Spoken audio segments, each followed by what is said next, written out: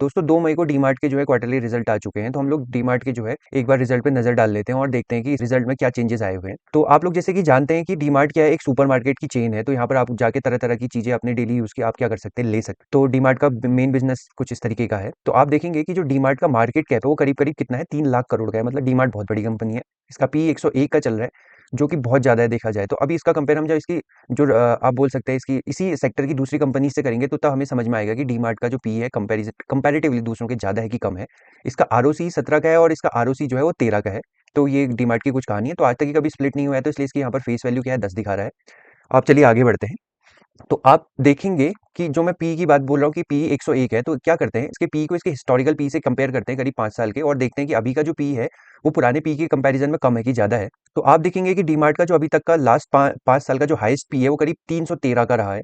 और अभी हम लोग यहाँ पर देख सकते हैं ये वाला एरिया हमारा जोन है जो दिसंबर 2024 की, और उसके बाद ये वाली जोन, ये है हमारी फरवरी 25 की, और ये वाली जोन, तो ये जोन है हमारी 26 की। तो आप देखेंगे इन जोन के आसपास जो डीमार्ट का पी है वो करीब 80-82 के आसपास रहा है। तो आप लोग बोल सकते हैं कि जिस हिसाब से कंपैरेटिवली आज से 5 साल पहले डीमार्ट 313 पर ट्रेड करता था, लेकिन आप 22 के बाद देखेंगे डीमार्ट का पी एक फ्लैट जोन में ट्रेड कर रहा है, तो इसको हम लोग एक सेक्शन में देख सकते हैं। तो आप बोल सकते हैं कि डीमार्ट का जो हाई है वो करीब 130 रह रहा है और नीचे 80 के आसपास रह रहा है, तो अब ये करीब 100 के आसपास है। तो लास्ट 3 ईयर्स के कंपैरिजन में अगर हम लोग कंपेयर करें तो डीमार्ट क्या है, बेहतर स्थिति में ही है, और लास्ट 5 ईयर के हिसाब से क्या देखें तो ये काफ़ी सही लेवल पर है। अब हम लोग अगर इसके मीडियन पी की बात करें तो आप यहाँ नीचे देख सकते हैं डीमार्ट का लास्ट 5 साल का मीडियन पी करीब 107 के आसपास रहता है, तो ये अभी अपने क्या है मीडियन पी के आसपास ही हमको ट्रेड करता हुआ मिल रहा है। तो चलिए आगे बढ़ते हैं। तो देखिए डीमार्ट का जब हम लोग इसकी राइवल कंपनीज बोले या इसी सेक्टर की दूसरी कंपनी से compete करें, तो आप देखेंगे कि जहाँ एवेन्यू सुपरमार्ट जिसका नाम डीमार्ट है, अगर हम लोग देखें तो उसका पी क्या 100 के आसपास का है, और बाकी जैसे विशाल मेगा मार्ट है जो कि छोटी कंपनीज हैं, और वी मार्ट रिटेल है, इनका जो पी है वो करीब 40 से लेके 70 के बीच में है। तो डीमार्ट इन लोग इनके कंपैरिजन में, जैसे वी मार्ट के कंपैरिजन में डबल पर है, और विशाल मेगा मार्ट से 30% या 40% ज़्यादा है। तो ये कुछ इसकी मोटा माटी कहानी है कि इसका अपने पीयर कंपनीज के कंपैरिजन में कितना क्या चल रहा है, पी चल रहा है। लेकिन हमको ये बात समझनी पड़ेगी कि डीमार्ट एक अपने आप में नाम है, और इसकी अपनी खुद की ब्रांड वैल्यू भी है, जिसकी वजह से थोड़ा हायर पी पर हमको मिलेगा। तो अब चलिए हम लोग क्या करते हैं कि इसके क्वार्टरली रिजल्ट पर चले जाते हैं। तो हम लोग क्या करते हैं, मार्च क्वार्टर को क्या करते हैं, लास्ट ईयर के मार्च क्वार्टर से कंपेयर करते हैं। तो लास्ट मार्च में आप देखेंगे कि इसकी सेल थी करीब 15,000 करोड़ के आसपास की, और इस बार इसकी सेल्स बढ़ के हो गई है 17 साढ़े 17,000 करोड़ की। तो सेल्स में करीब करीब आप बोल सकते हैं 2,500 करोड़ का इंक्रीज आया है लास्ट ईयर के कंपैरिजन में। सेम इसी ड्यूरेशन में जहाँ एक्सपेंसेस आप करीब बोल सकते हैं कि 14,000 करोड़ के आसपास थे, वही एक्सपेंसेस इस बार बढ़ के आपके कितने हो गए, साढ़े 16,000 करोड़ के आसपास हो गए। तो जो इनका ऑपरेटिंग प्रॉफिट निकल के आता है, ऑपरेटिंग प्रॉफिट मतलब जितना भी इन्होंने सेल करी, सेल्स में से हम इनके एक्सपेंसेस हटा देंगे, मतलब जो इन्होंने बेचा और इनका जो खर्चा हुआ उसके बाद जो बचा वो होता है ऑपरेटिंग प्रॉफिट। तो ये करीब 955 करोड़ के आसपास है, और इस बार इनका जो ऑपरेटिंग प्रॉफिट रहा वो रहा 1,200 करोड़ के आसपास का।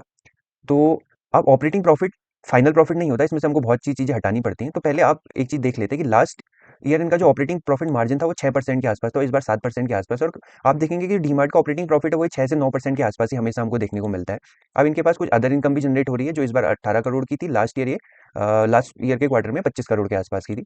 अब उसके बाद इन पे इंटरेस्ट भी बढ़ता है, इस बार जो है इनका इंटरेस्ट थोड़ा हायर रेंज में 41 सीआर के आसपास। और इस बार जो इनका डेप्रिसिएशन है वो भी थोड़ा ज़्यादा है कंपैरेटिवली लास्ट ईयर के। तो जहाँ लास्ट ईयर इनका डेप्रिसिएशन 241 सीआर के आसपास था, इस बार इनका डेप्रिसिएशन जो है 284 सीआर के आसपास हो गया, सेम क्वार्टर की हम बात कर रहे हैं।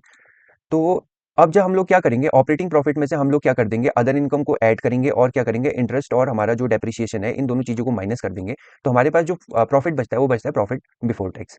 तो जब हम लोग इन सारी चीज़ों का मोटा माटी हिसाब देखेंगे तो हमको ये नजर आएगा कि प्रॉफिट बिफोर टैक्स की डीमार्ट को टैक्स देने से पहले जो प्रॉफिट आ रहा है, लास्ट ईयर था वो करीब 720 करोड़ का, और इस ईयर डीमार्ट का वही प्रॉफिट हो गया है 904 करोड़ का। आप देखेंगे लास्ट ईयर भी इसने करीब सेम क्वार्टर में 24% का टैक्स दिया था, और इस बार ये टैक्स बढ़ के हो गया 27%, मतलब इन्होंने 3% का एक्स्ट्रा टैक्स दिया है जो भी इनका प्रॉफिट बिफोर टैक्स है उस पर। तो लास्ट ईयर 24% टैक्स देने के बाद जो इनका नेट प्रॉफिट था वो 551 करोड़ के आसपास का था। इस बार 27% टैक्स देने के बाद इनका जो प्रॉफिट निकल के आ रहा है वो 656 करोड़ के आसपास का निकल के आ रहा है। तो आप देखेंगे कि क्वार्टर ऑन क्वार्टर बेसिस पे डीमार्ट ने एक अच्छा जंप किया हुआ है। तो चलिए आगे बढ़ते हैं। अब हम लोग इसका क्या करते हैं, प्रॉफिट एंड लॉस स्टेटमेंट में चले जाते हैं। तो आप देखेंगे अब यहाँ पर हम लोग क्या कर रहे हैं, ईयरली बेस पे कंपेयर कर रहे हैं। तो लास्ट ईयर जहाँ डीमार्ट की सेल आप देखेंगे करीब 59,000 सीआर के आसपास की थी, इस बार ये बढ़ के हो गई 68,000 करोड़ की। मतलब डीमार्ट ने करीब 8,000 करोड़ से लेकर 9,000 करोड़ तक की एक्स्ट्रा सेल करी है इस साल। लेकिन जैसे जैसे इनकी सेल्स बढ़ी है, इनके एक्सपेंसेस भी बढ़ते जा रहे हैं। तो लास्ट ईयर जहाँ इनके 55,000 करोड़ के एक्सपेंसेस थे, इस बार ये एक्सपेंसेस बढ़ के हो गए हैं 63,000 करोड़ के। तो आप लोग देख सकते हैं कि लगभग लगभग इनका जो ऑपरेटिंग प्रॉफिट निकल के आ रहा है वो करीब आप बोल सकते हैं 4.5 से 5,000 करोड़ के आसपास का ही निकल के आ रहा है। और सेम वही चीज़ जो मैं बात कर रहा हूँ, डीमार्ट का जो ऑपरेटिंग प्रॉफिट की रेंज है वो करीब 6 से लेके 9% के बीच में रहती है ईयर क्वार्टरली बेसिस पे। लेकिन यहाँ देखेंगे आप ईयर ऑन ईयर बेसिस पे ये करीब 7 से 9% के बीच में रह गई है। तो चलिए आगे बढ़ते हैं। तो उसके बाद आप देखेंगे यहाँ पर इसने कुछ अदर इनकम भी जनरेट की है। लास्ट ईयर 117 सीआर की थी, इस बार ये घट के 74 सीआर की रह गई है, 74 करोड़ की रह गई है।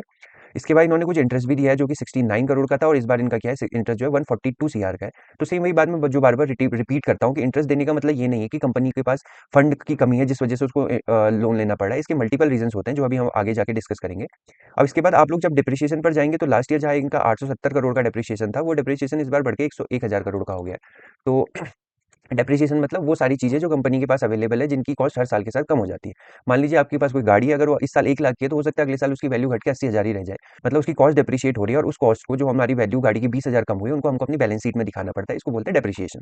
उसके बाद आप लोग देखेंगे कि जहाँ profit before tax last year करीब 3,600 करोड़ के आसपास का था, इस बार प्रॉफिट बिफोर टैक्स जो है वो बढ़ के हो गया 4,000 करोड़ के आसपास। इनका जो नेट प्रॉफिट निकल के आ रहा है वो आ रहा है 27,000 करोड़ के आसपास का, और इस बार का इनका नेट प्रॉफिट है 2,970 करोड़, मतलब करीब 3,000 करोड़ के आसपास का निकल के आ रहा है। तो आप देखेंगे कि डीमार्ट में करीब 300 करोड़ का क्या है प्रॉफिट में, नेट प्रॉफिट में जंप आया हुआ है। अब हम लोग क्या करते हैं, इनकी बैलेंस शीट में चले जाते हैं तो आप लोग देखेंगे कि इनके पास एक अच्छा खासा कैश रिजर्व अवेलेबल है जो कि कंटिन्यू इंक्रीज ही हो रहा है। आप देखेंगे कि 2020 में जहां पर ये कैश रिजर्व तो आप देखेंगे 2020 में जहां इनके पास कैश रिजर्व करीब 10,000 करोड़ के आसपास का था, वो अभी बढ़ के डबल से भी ज्यादा हो गया है। तो ये 23,000 से 24,000 करोड़ के आसपास का हो गया है। लेकिन इसी सेम ड्यूरेशन में जहां डीमार्ट करीब 333 करोड़ की बोरोइंग लेता था, कब 2020 में, अभी इसने करीब 2,425 करोड़ की बोरोइंग ली है। लेकिन बोरोइंग लेने का मतलब ये नहीं है कि कंपनी में कुछ गलत हो रहा है। अब इसकी बोरोइंग यहाँ पर दो तरीकों से आप देख सकते हैं। पहले तो एक है शॉर्ट टर्म बोरोइंग्स और दूसरी क्या है, इसकी लीज लाइबिलिटीज है। तो इन दोनों को थोड़ा डिटेल में समझते हैं। तो शॉर्ट टर्म बोरोइंग्स का ये मतलब है कि जैसे कंपनी कंटिन्यू बहुत रैपिडली एक्सपेंशन कर रही है, अपने मल्टीपल जगहों पर स्टोर खोल रही है, तो अब उन स्टोर्स खोलने के लिए इनको क्या चाहिए, रुपया चाहिए, क्योंकि डीमार्ट अपने स्टोर्स खुद खोलता है, ये किसी की जमीन को किराए पर नहीं लेता था। तो इस वजह से क्या हो रहा है, अगर इसको नए स्टोर्स खोलने हैं तो इसको अपना खुद का रुपया लगाना पड़ रहा है, और उन रुपयों को लगाने के लिए इसको कैश चाहिए। तो हो सकता है शॉर्ट टर्म बोरोइंग इसके कैश के लिए हो। तो इस शॉर्ट टर्म बोरोइंग्स इसने क्या करी हो, उन स्टोर्स को खोलने के लिए ली हो। और उसके बाद आप यहाँ पर देखेंगे इसके पास करीब 1,460 करोड़ की लीज लाइबिलिटीज भी है। तो अब हो ये रहा है कि डीमार्ट क्या है, जो बड़े शहर्स होते हैं जहाँ पर क्या होता है स्टोर्स की वैल्यू बहुत ज्यादा हाई है, तो उन जगहों पर ये क्या करते हैं, मल्टीपल स्टोर्स खोलने के बजाय स्टोर्स को लीज पर ले लेते हैं। तो लीज पर आप जब भी कुछ चीज को लेंगे तो उसका आपको किराया देना होता है। तो वो किराया क्या होता है, लीज लाइबिलिटीज के रूप में होता है, क्योंकि कॉन्ट्रैक्ट करीब 8 साल, 10 साल या 20 साल के लिए बनते हैं। तो जब ये कॉन्ट्रैक्ट लंबे टाइम के लिए बनेंगे तो उनकी जो भी इनको कॉन्ट्रैक्ट की वैल्यू होती है 10 साल की, वो उनको हमको क्या होता है यहाँ पर दिखाना पड़ता है। तो वही चीज हमको यहाँ पर लीज लाइबिलिटीज के रूप में दिख रही है। दूसरी चीज क्या होता है, इन्होंने क्या करा, अपने को अपनी ऑनलाइन प्रेजेंस बढ़ाने के लिए इन्होंने डीमार्ट रेडी नाम से भी वेंचर स्टार्ट किया हुआ है। तो इसके लिए इनको क्या करना पड़ रहा है, मल्टीपल जगहों पर अपने वेयर हाउस बनाने पड़ रहे हैं। और ये तो बात सही है कि ये अपने स्टोर्स नहीं खोलते, लेकिन अगर जब इनको अपने वेयर हाउस बनाने और मल्टीपल जगहों पर छोटे छोटे वेयर हाउस बनाने, तो उनके लिए इनको क्या करना पड़ेगा, ये हर जगह प्रॉपर्टी खरीद नहीं सकते। तो इनको उन जगहों पर प्रॉपर्टी लीज पर लेनी पड़ेगी, और वो सारी प्रॉपर्टी जो हमने लीज पर ली है उसका जो भी हमको क्या देना है, किराया देना है, वो लीज लाइबिलिटीज में हमको दिख रहा है। और उसके बाद आप लोग देखेंगे कि जो इसके पास करंट वर्क इन प्रोग्रेस है वो करीब आप देख सकते हैं कि 1,300 करोड़ का है। तो मतलब इससे एक बात तो समझ में आती है कि डीमार्ट जो है कुछ ना कुछ नए स्टोर्स ओपन कर रहा है। तो ये नए स्टोर्स यहाँ पर इसके करंट वर्क इन प्रोग्रेस में हमको शो हो रहे हैं।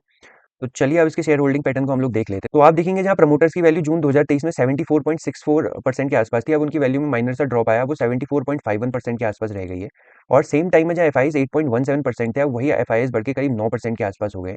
और डीआईएस जहाँ करीब 7.66% थे, वही डीआईएस अब बढ़ के 8.77% के आसपास हो गए। आप देख सकते हैं कि एफआईएस और डीआईएस की वैल्यू में थोड़ा इंक्रीज आया हुआ है। और सेम टाइम में जहाँ पे पब्लिक हमारे पास करीब 9.5% के आसपास थी, वही पब्लिक का घट के करीब 7.5% के आसपास रह गई है। तो जो पब्लिक की शेयर होल्डिंग है उसमें क्या है, 2% का ड्रॉप आया है। और यही ड्रॉप आपको नंबर ऑफ शेयर होल्डर्स में भी समझ में आएगा।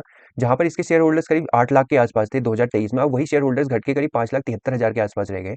तो शेयर होल्डर में करीब 2 से 2.5 लाख शेयर होल्डर्स का डिक्रीज आया है। तो यहाँ पर हम लोग देखेंगे कि पब्लिक में जो 2% का ड्रॉप आया है, वही ड्रॉप हमको इसके नंबर ऑफ शेयर होल्डर्स में भी देखने को मिल रहा है। तो आई होप आपको डीमार्ट का एनालिसिस पसंद आया होगा। तो कमेंट सेक्शन में आप मुझे बताइए कि आप में से किस किस के पास डीमार्ट का शेयर अवेलेबल है और वो किस प्राइस से आपने लिया हुआ है। तो चलिए मिलते हैं नेक्स्ट वीडियो में, तब तक अपना ख्याल रखिए।